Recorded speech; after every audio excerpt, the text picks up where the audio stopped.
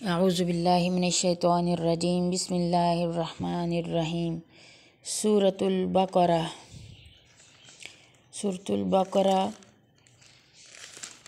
جز 3 پارہ نمبر 3۔ سورہ بقرہ مدنی صورت ہے اور اس میں 286 آیات ہیں، 286، اور اس میں 40 رکوع ہیں۔ تیسرا سپارہ شروع کرنے لگے ہیں۔ تلک الرسل فضلنا بعضهم علی بعض، یہ رسول ہیں جن میں سے ہم نے بعض کو بعض پر فضیلت دی ہے۔ منہم من کلم اللہ ورفع بعضهم، میں سے بعض وہ ہیں جن سے اللہ تعالیٰ نے بات چیت کی ہے اور بعض کے درجے بلند کیے ہیں۔ وآتینا عیسیٰ ابن مریم البینات، اور ہم نے عیسیٰ ابن مریم کو معجزات عطا فرمائے ہیں۔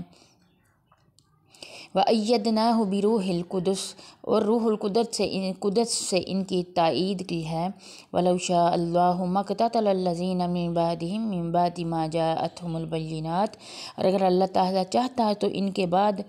والے اپنے پاس دلیلیں آ جانے کے بعد ہرگز آپس میں نہیں لڑائی کرتے۔ وَلَٰكِنَّ اخْتَلَفُوا فَمِنْهُم مَّنْ آمَنَ وَمِنْهُم مَّنْ كَفَرَ، لیکن ان لوگوں نے اختلاف کیا، ان میں سے بعض تو مومن ہو گئے اور بعض کافر ہو گئے۔ وَلَوْ شَاءَ اللَّهُ مَا اقْتَتَلُوا،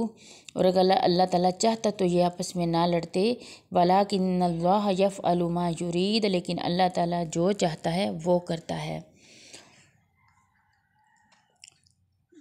اس آیت میں اللہ تعالیٰ نے نبیوں کی فضیلت کے بارے میں بات کر رہا ہے کہ ہم نے بعض نبیوں کو بعض پر فضیلت عطا فرمائی ہے، یعنی کچھ نبی ایسے ہیں جنہوں نے اللہ تعالیٰ سے کلام کیا ہے اور بعض کے اللہ تعالیٰ نے درجات بلند فرمائے ہیں، جیسے کہ قرآن میں ایک اور مقام پر بھی ہے وَلَقَدْ فَضَّلْنَا بَعْضَ النَّبِيِّينَ عَلَىٰ بَعْضٍ، کہ ہم نے بنی اسرائیل کی سورۃ 55 ہے، اس کا ترجمہ ہے کہ ہم نے بعض نبیوں کو بعض پر فضیلت عطا کی ہے، اس لیے اس حقیقت میں کوئی شک نہیں ہے۔ البتہ نبی کریم صلی اللہ علیہ وآلہ وسلم نے جو فرمایا ہے کہ تم مجھے انبیاء کے درمیان فضیلت مت دو، تو اس سے ایک کی دوسرے پر فضیلت کا انکار لازم نہیں آتا، بلکہ یہ امت کو ادب اور احترام سکھایا گیا ہے نبیوں کے انبیاء کے بارے میں، کہ چونکہ کچھ بنا پر ان کو ایک دوسرے پر فضیلت حاصل ہے، کچھ باتوں اور امتیازات کی وجہ سے، اس لیے آپ صلی اللہ علیہ وسلم نے لیکن فرمایا کہ تم میری فضیلت اس طرح بھی بیان نہ کر دینا کہ اس سے دوسرے انبیاء کی شان میں کوئی گستاخی ہو۔ ہاں، یہ بات درست ہے کہ بعض نبیوں کو بعض پر فضیلت حاصل ہے، جیسے تمام پیغمبروں پر نبی کریم صلی اللہ علیہ وسلم کی فضیلت جو ہے یہ تمام اہل سنت اور تمام مسلمان اس بات پر متفقہ عقیدہ رکھتے ہیں، لیکن آپ صلی اللہ علیہ وسلم نے اس چیز سے منع فرمایا کہ حد سے نہ گزر جانا میری تعریف میں، کہ دوسرے نبیوں کی شان میں گستاخی ہو جائے۔ جیسا کہ آج کل اکثر نعتیں پڑھی جاتی ہیں، اس طرح کی نعتیں ہوتی ہیں جو آپ صلی اللہ علیہ وسلم کی شان میں ہوتی ہیں، لیکن اس سے دوسرے انبیاء کو یعنی کہ نعوذ باللہ ان کو اس طرح سے بیان کیا جاتا ہے کہ جیسے ان کی بہت بالکل یعنی ان کو بے حیثیت سمجھا جاتا ہے۔ آپ صلی اللہ علیہ وسلم کے مقابلے میں ان کی شان کو بہت ہی عجیب طریقے سے بیان کیا جاتا ہے، جس سے ڈس رسپیکٹ ہوتی ہے، تو اس طرح کرنے سے نبی کریم صلی اللہ علیہ وآلہ وسلم نے ہمیں منع فرمایا ہے۔ تو اللہ تعالیٰ فرما رہے ہیں کہ ہم نے عیسیٰ علیہ السلام کو معجزات دے کے ان کو ہم نے فضیلت دی ہے نا، وہ معجزات جو عیسیٰ علیہ السلام کو دیے گئے تھے، جیسے مردوں کو زندہ کرنا وغیرہ، اس طرح کے معجزات ہیں جو سورہ آل عمران میں آگے چل کے آئے گی، تو اس طرح کے معجزات بھی بعض نبیوں کو اللہ نے دیے۔ اور روح القدس سے یہاں مراد حضرت جبرائیل علیہ السلام ہیں کہ انہوں نے بھی تائید کی تھی حضرت موسیٰ علیہ السلام کے معجزات کی۔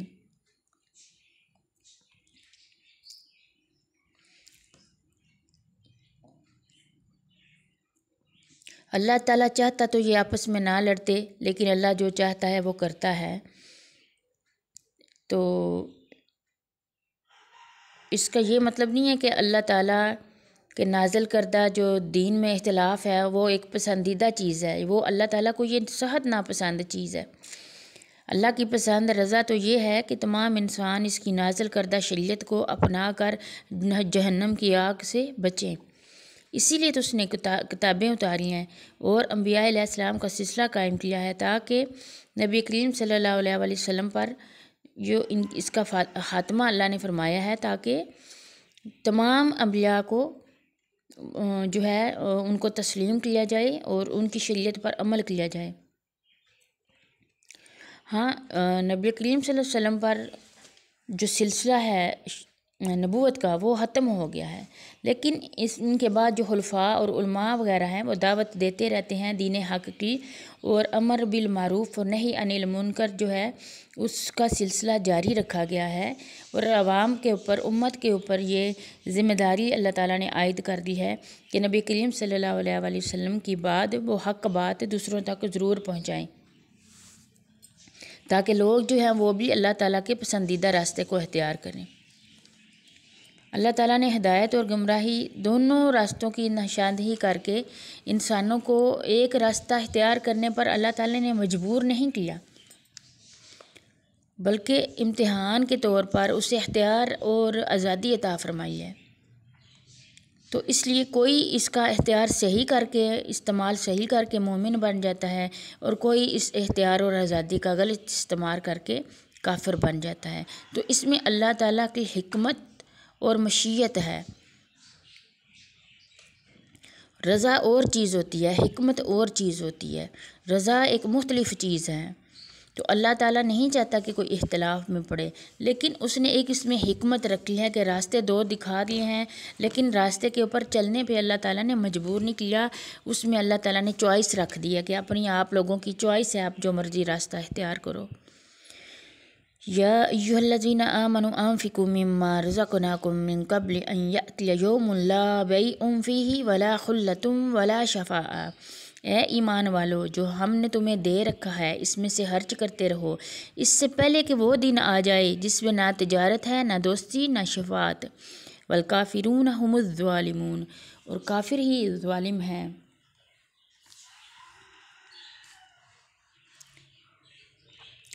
یہود و نصارہ اور کفار اور مشرکین اپنے اپنے پیشواؤں یعنی نبیوں، ولیوں، بزرگوں، پیروں، مرشدوں، ان سب کے بارے میں یہ عقیدہ رکھتے تھے کہ اللہ پر ان کا اتنا اثر ہے کہ وہ اپنی شخصیت کے دباؤ سے وہ اپنے ماننے والوں کے بارے میں جو بھی بات چاہیں اللہ سے منوا سکتے ہیں اور منوا لیتے ہیں۔ اس کو وہ شفاعت کہتے ہیں، یعنی کہ ان کا عقیدہ تقریباً وہی تھا جو آج کل کے جاہلوں کا ہے،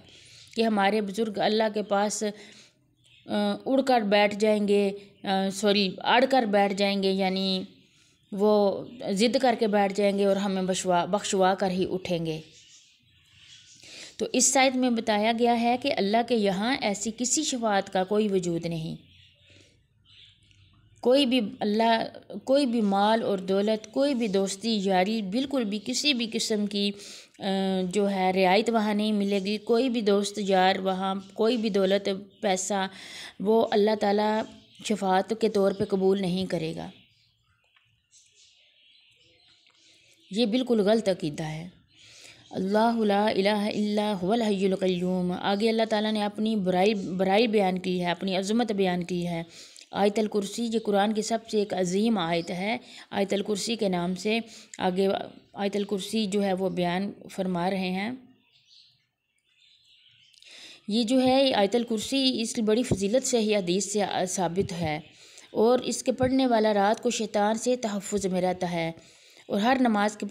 کے بعد اس کے پڑھنے کی بڑی فضیلت آئی ہے۔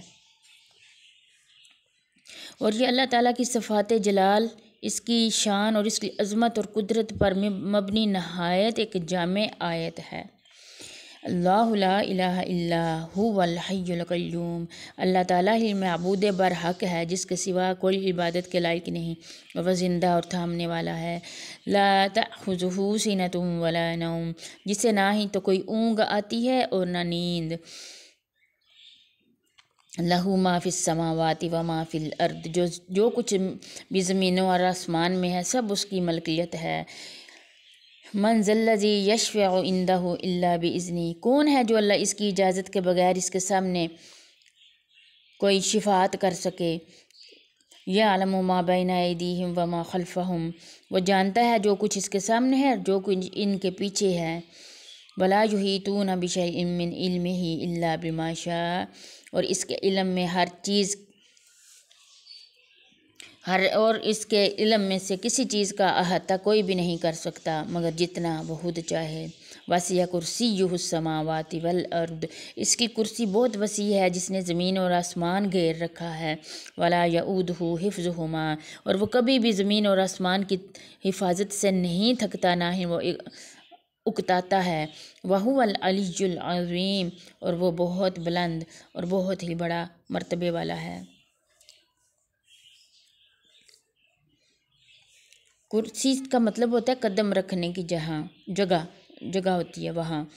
بعض نے اس سے مراد لیا ہے علم، بعض نے اس سے مراد لیا ہے قدرت اور عظمت، اور بعض نے اس سے مراد بادشاہی لی ہے، اور بعض نے اس سے مراد لیا ہے عرش، یعنی اللہ تعالیٰ کا عرش۔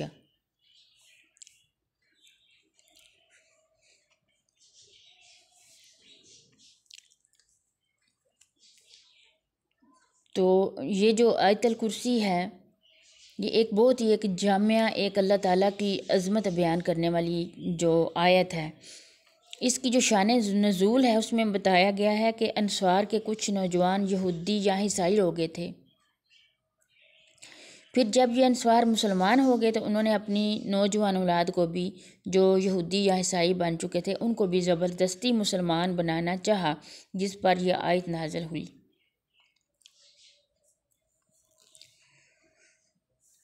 شان نزول کے اس اعتبار سے بعض مفسرین نے اسے اہل کتاب کے لیے خاص مانا ہے، یعنی مسلمان مملکت میں جو رہتے ہیں اہل کتاب، اگر وہ جزیہ ادا کرتے ہیں تو انہیں قبول اسلام پر مجبور نہیں کیا جائے گا۔ لیکن اس آیت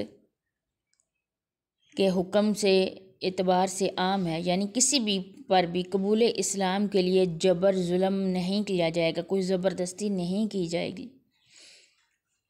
کیونکہ اللہ تعالیٰ نے ہدایت اور گمراہی دونوں کو واضح کر دیا ہے۔ کسی کو بھی کوئی مجبور نہیں کر سکتا کہ وہ دائرہ اسلام میں زبردستی اس کو داخل نہیں کسی کو کیا جا سکتا، یہ اس کی اپنی مرضی پہ منحصر ہوتا ہے۔ راستے تو دونوں اللہ تعالیٰ نے واضح کر دیے ہیں نا۔ ہاں، کفر اور شرک کے خاتمے اور باطل کا زور توڑنے کے لیے جو جہاد کیا جاتا ہے یہ ایک الگ چیز ہے، یہ ایک الگ چیز ہے۔ کسی کو دین انڈیویجولی یعنی الگ الگ ہر ایک بندے کو پکڑ کے اسلام میں داخل کرنا یہ غلط چیز ہے۔ جو جہاد ہوتا ہے اس کا مقصد یہ ہوتا ہے کہ غیر یعنی اسلامی قوتیں ہیں، جو باطل قوتیں ہیں، ان کا زور اور دباؤ ختم کرنا، کیونکہ وہ اللہ کے راستے پہ دین پر عمل میں اور تبلیغ میں راستے میں رکاوٹیں ڈالتے ہیں۔ لیکن ہر شخص اپنی آزاد ہے، اپنی مرضی سے چاہے تو وہ کفر پر قائم رہے اور چاہے تو وہ اسلام میں داخل ہو جائے۔ جو طاقتیں ہوتی ہیں بڑی بڑی وہ راستے میں رکاوٹیں لے کر ابھرتی ہیں، اس لیے ان کے ساتھ جہاد کا حکم ہے، اور اس کی ضرورت بھی قیامت تک رہے گی جہاد کی، جیسا کہ حدیث میں ہے نا کہ الجہاد ماضی الی یوم القیامہ، کہ جہاد قیامت تک جاری رہے گا۔ خود نبی کریم صلی اللہ علیہ وآلہ وسلم نے بھی کافروں اور مشرکوں سے جہاد کیا ہے اور فرمایا ہے امرت ان اقاتل الناس حتی یشہدوا، کہ مجھے حکم دیا گیا ہے کہ میں لوگوں سے اس وقت تک جہاد کروں جب تک وہ لا الہ الا اللہ اور محمد الرسول اللہ کا اقرار نہ کر لیں۔ اس طرح جو مرتد ہوتے ہیں، جیسے جو کوئی مسلمان ہو گیا اور اس کے بعد وہ مرتد ہو جاتا ہے تو اس کو بھی قتل کیا جا سکتا ہے، اس کا اس آیت سے کوئی بھی تعلق نہیں ہے، وہ ایک الگ معاملہ ہے۔ ایک اسلامی ریاست میں کسی کو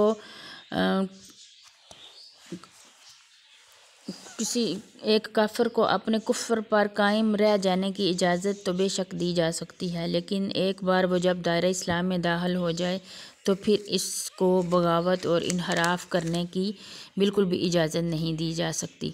لہٰذا خوب سوچ سمجھ کر چاہیے کہ ان کو کہ وہ دائرہ اسلام میں داخل ہوں۔ لا اکراہ فی الدین قد تبین الرشد من الغی، دین کے بارے میں کوئی زبردستی نہیں۔ فمن یکفر بالطاغوت ویؤمن باللہ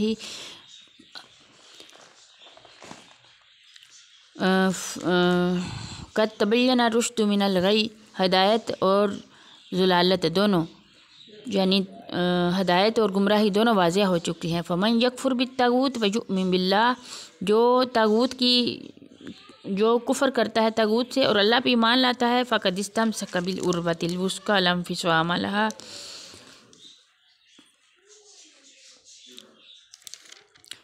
تو اس لیے جو شخص اللہ تعالیٰ کے سوا کسی دوسرے معبود کا انکار کر کے اللہ تعالیٰ پر ایمان لائے اور اس نے ایک مضبوط کڑے کو تھام لیا ہو، لا انفصام لہا، جو کبھی نہ ٹوٹے گا، واللہ سمیع علیم، اور اللہ تعالیٰ سننے والا اور جاننے والا ہے۔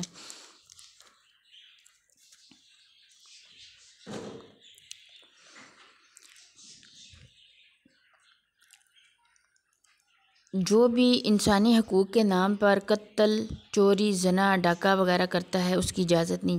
دی جا سکتی، اور آزادی رائے کے نام پر ایک اسلامی ملک میں کسی بھی نظریاتی بغاوت کی بھی اجازت نہیں دی جا سکتی۔ لیکن یہ جو ہے یہ جبر اور سختی نہیں ہے، بلکہ جو اسلام سے مرتد ہو جاتا ہے تو بہتر یہی ہے کہ ان کو قتل اور غارت گری کا یعنی ان کو قتل اور غارت گری اور مرتد بندے کو سزائیں دینا جو ہے وہ عین انصاف ہوتا ہے۔ یہ لازمی یہ کام کرنا چاہیے، اس کو یہ نہیں سمجھنا چاہیے کہ یہ کوئی کسی کے ساتھ ظلم ہو رہا ہے۔ جو بھی اللہ تعالیٰ کے دین میں داخل ہو جاتا ہے شیطان کو چھوڑ کر، سمجھ لیں کہ وہ کسی ایک مضبوط قلعے میں آ جاتا ہے جو کبھی ٹوٹنے والا نہیں ہوتا، اور اللہ تعالیٰ سب کچھ سننے والا اور سب کچھ جاننے والا ہے۔ بہت ساری اسلامی ریاستیں ایسی ہیں کہ ان میں ان مقصدوں کو نظر انداز کر کے، یعنی اگر کوئی مرتد ہو جاتا ہے اس سے پوچھا نہیں جاتا، اگر کوئی قتل و غارت کرتا ہے تو اس کو چھوڑ دیا جاتا ہے، تو اس طرح معاشرے میں بہت زیادہ جو بگاڑ پیدا ہوئے ہیں، جو پریشانیاں پیدا ہوئی ہیں، وہ اسی وجہ سے ہیں جو اللہ کے احکام سے دوری ہے۔ اللہ ولی الذین آمنوا یخرجہم من الظلمات الی النور، ایمان لانے والوں کا کارساز اللہ تعالیٰ خود ہے، وہ انہیں اندھیروں سے روشنی کی طرف نکال کر لے جاتا ہے، یعنی اندھیروں سے نکال کر روشنی کی طرف لے جاتا ہے۔ والذین کفروا اولیاؤہم الطاغوت، اور جو کفر کرتے ہیں وہ شیطان کے دوست ہیں، یخرجونہم من النور الی الظلمات، اللہ تعالیٰ ان کو نور کی روشنی سے نکال کر اندھیروں کی طرف لے جاتا ہے۔ اولئک اصحاب النار ہم فیہا خالدون، یہ لوگ جہنمی ہیں جو ہمیشہ اس میں رہیں گے۔ اس آیت میں کوئی بھی ایسی بات نہیں ہے جس کو ایکسپلین کیا جائے، بالکل کلیئر کٹ اللہ تعالیٰ نے بتایا ہوا ہے کہ شیطان کے دوست ہیں وہ اپنے آپ کو روشنی سے نکال کے خود ہی اندھیروں میں لے جاتے ہیں، اور جو لوگ نیک ہیں، ایمان والے ہیں، اللہ تعالیٰ ان کو ظلمت کے اندھیروں سے نکال کر ایمان کی روشنی سے منور کرتا ہے، ان کے دلوں کو روشن کرتا ہے، ان کی آخرت سنورتی ہے، ان کی دنیا سنورتی ہے۔